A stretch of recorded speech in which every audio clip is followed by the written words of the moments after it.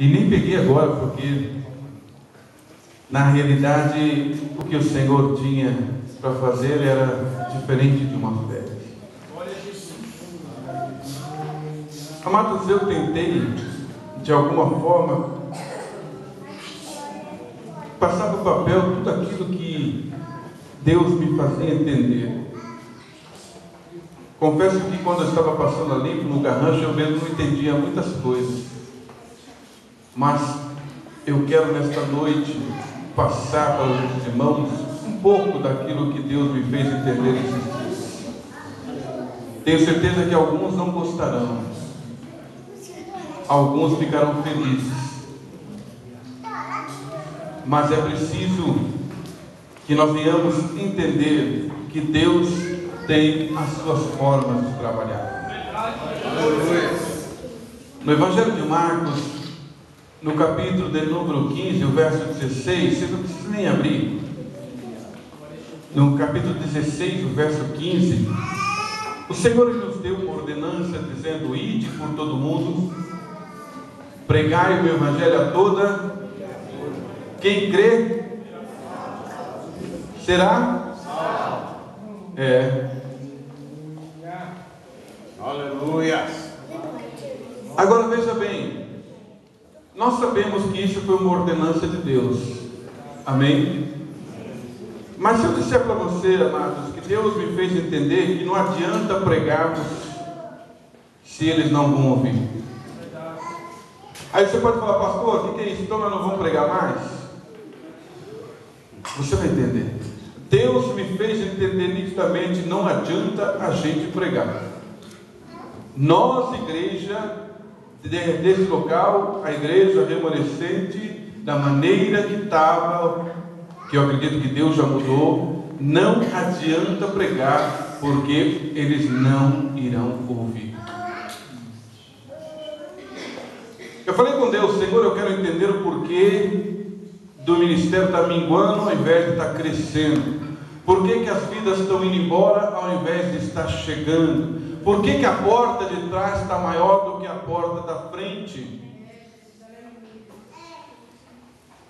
A preocupação, ela não pode ser única e exclusivamente do pastor, ela tem que ser da igreja. Deus não chama ninguém sem um propósito. E se você, meu irmão, está aqui nesta noite, ou se você faz parte desse ministério, é porque Deus tem um propósito para a tua vida. Agora vamos entender, à luz da palavra de Deus, aquilo que nós possamos passar nessa noite. Primeiro, a Bíblia fala que nós somos rodeados de uma grande nuvem de testemunhas. O que é testemunha? Significa que alguém está nos observando o tempo todo. Agora veja bem, amados, eu sei que existe, vários cristãos, irmãos comprometidos com a palavra e com a verdade, e pessoas que têm tentado de alguma forma se colocar na brecha para fazer a diferença, mas infelizmente não é a maioria desse jeito.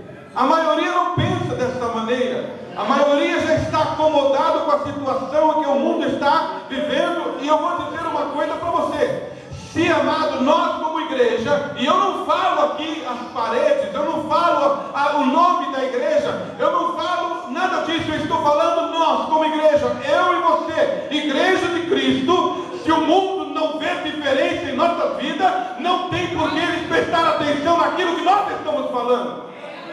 Aleluia, Deus. Não está vendo, amado, mais diferença entre aquele que serve e o que não serve a Deus. E se o mundo olha para nós e não vê nada diferente, nada que chame a sua atenção, para que ele vai parar para ouvir nós falarmos alguma coisa? Ficou estreito, amado. Infelizmente, Deus me fez entender que a maioria vive uma vida desapercebida. Muitos estão dentro da igreja porque têm medo de ir para o inferno. Muitos estão dentro da igreja porque se acostumaram e não têm o que fazer lá fora. Mas eu quero dizer uma coisa para você, meu irmão: não adianta perder tempo dentro da igreja. Não adianta andar com a Bíblia debaixo do braço. Você tem que ter o seu nome escrito no livro da vida.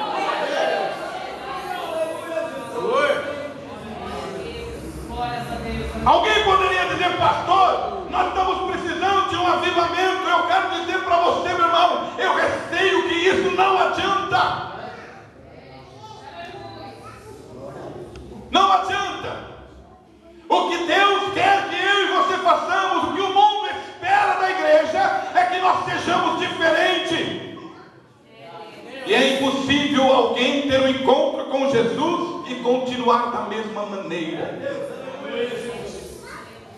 Não tem como fazer isso. Escuta bem, a entrega de nossas vidas ao Senhor, ela tem que trazer mudanças. O dia que nós entendermos isso, talvez o mundo vai voltar seus olhos para nós. O dia que nós colocarmos em prática aquilo que está na Sagrada Escritura, e que muitos de nós falamos, que aquele que quiser vir após mim, negue-se a si mesmo, tome a sua cruz, então me siga. O dia que nós colocarmos isso em prática na nossa vida, talvez assim possamos fazer a diferença. Amados, veja bem, quando os cristãos entenderem e fizerem isso, a estrutura da nossa sociedade sofrerá mudanças. Escuta bem uma coisa: se nós darmos atenção, por exemplo, à miséria do mundo, tem muitas pessoas que acham normal, não está nem preocupado em falar do amor de Cristo mais, porque para ela é normal. Não faz mais diferença se as pessoas estão morrendo sem Jesus ou não. Eu estou salvo, meu nome está escrito no livro da vida, e para mim é importante isso. Não, meu amado, não é só isso não. Nós somos responsáveis pelo convívio das pessoas que estão ao nosso redor. Você vai ter que dar conta das vidas que Deus tem colocado ao teu lado, e você tem deixado de falar do amor de Cristo. Pastor, eu tenho até falado, mas não tem adiantado, talvez porque as suas atitudes não mostram diferença e a pessoa não segue. Agora veja bem, se nós entendemos que a sociedade ela só pode ser mudada baseado na palavra de Deus, a primeira coisa que nós temos que ter em nossas vidas é mudança. Não adianta eu chegar para alguém e falar que Jesus muda se eu mesmo não mudei. Não adianta eu falar para Jesus que Ele pode dar a solução dos nossos problemas se eu vivo nessa situação. E tem uma coisa, irmãos, o perigo dos dias atuais é que nós estamos desvirtuando a palavra de Deus. Nós estamos prometendo algo que nem Jesus prometeu. A maioria das pessoas promete que Jesus vai resolver todos os problemas. Deus não prometeu isso não, muito pelo contrário. Ele prometeu que Ele estaria conosco todos os dias. Ele daria graça para que nós possamos passar. Mas não adianta prometer aquilo que nós não podemos cumprir. Vem para Jesus, a tua vida financeira vai ser resolvida. Não vai não, meu irmão. Não vai não. Vem para Jesus que você não vai ter enfermidade nenhuma. É mentira de Satanás, vai ter enfermidade sim.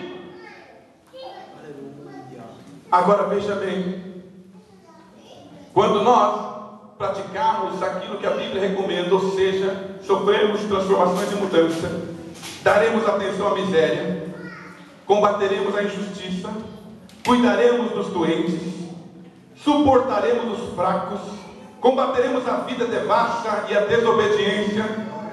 A igreja tem deixado de lado muito de suas responsabilidades, amados.